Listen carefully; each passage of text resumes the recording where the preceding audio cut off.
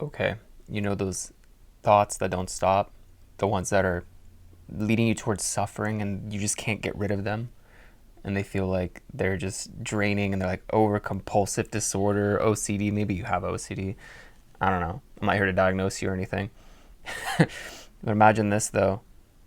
Is there a way to stop the endless, continuous thoughts that you don't want in your mind? You're like, why am I even thinking that? How can I get rid of that thought? Stop, stop, stop, right? And it just keeps coming up. Well, here's two things that I found that help really well in order for you to claim your power and in your own mind again. And you have to combat them. And the best way to do it is when a thought starts off like, man, this day sucks, right? Well, one, you're already starting to claim the day sucks, so you're just going to focus on more of negative things because wherever you focus on, energy is going to flow to it. And then in return, that's going to be your reality. So when you have this day sucks, you just go, this day, 1, 2, 3, 4, 5. This day, 1, 2, 3, 4, 5. You just count down from 5.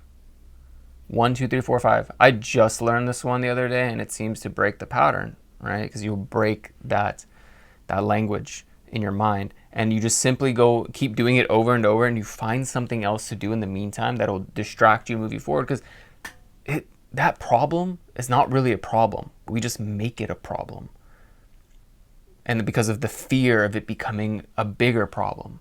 And the best time to slay the dragon or the monster is when it's a baby monster, before it becomes overwhelming, especially if it's the first thing you're dealing with during the day. Step 2 is number 2. This one I got from Bashar. I've modified it a little bit. You can actually go ahead and look at, okay, this is what happens. When it becomes too overwhelming, now it's time to actually sit with your pain body and the feelings that are coming up with this problem. What's coming up? Are you afraid of something that this keeps coming up? Is it like, oh, there's so much debt, I don't know what I'm going to do, blah, blah, blah. How am I going to do this? How am I going to do that? Like whatever is so insane and intense, it's time to sit with yourself and actually feel it. Allow the thoughts, I know this is scary, let them be there. Let them take over, and here's the trick. You choose not to react to them. You literally just sit there, you let them go crazy, and what I like to envision is you see them kind of floating, the sentences and the thoughts, and you just let them be thoughts. Then you make a little box, and you just watch them in your imagination go into the box. And now you choose to not identify with them because you are not your thoughts. You don't have to react to your thoughts. That's the beauty of this.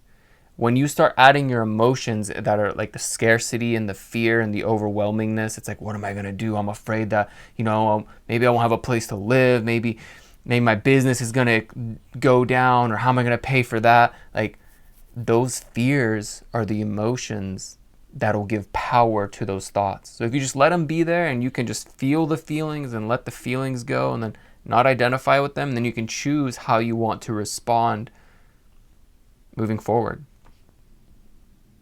You just decide, hey, I'm not my thoughts, I'm not going to identify with them, and I don't have to react to you. Like, you're just thoughts. It's not really who I am. It's not really how I want to handle this. Because the emotions is what creates that reaction. And as long as you can move away and not identify with the thoughts and the emotions, you'll be able to have control over yourself and more in your mind. So give that a whirl. Have an alchemizing day. Namaste and peace out.